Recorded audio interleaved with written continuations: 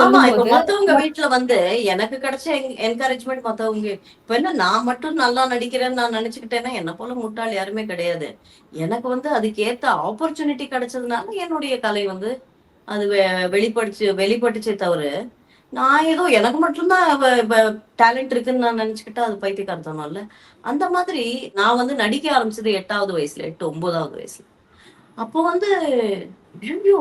சினிமாக்கு அனுப்புறாங்களா வீட்லன்றது வந்து ஒரு பெரிய ரொம்ப பெரிய விஷயம். அது வந்து அப்படிலாம் போவே கூடாது.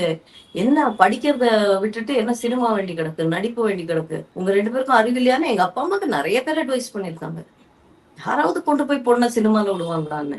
அது மாரி எங்க அக்கா டான்ஸ் படிக்கும்போது டான்ஸுக்கே நெறைய அப்போசிஷன் இருக்குமா. கிளாசிக்கல் டான்ஸ் படிச்சாலே, ஐயோ! எதுக்கு குடும்ப பொண்களுக்கு எதுக்கு டான்ஸ்ன்னு பேசினவங்கலாம் இருக்காங்க. சோ அந்த மாதிரி காலகட்டத்துல வளர்ந்தவங்க நாங்க. அதனால அப்போ for so many years ago for my father to have been like the way he was. உனக்கு பிடிச்சது செய்ன்னு சொல்றது, இல்ல உனக்கு டான்ஸ் பிடிச்சா டான்ஸ் பண்ணுன்னு சொல்றது, இல்ல நடிப்பு பிடிச்சா நடின்னு சொல்றது வந்து பெரிய விஷயமா இருந்தது அப்போ.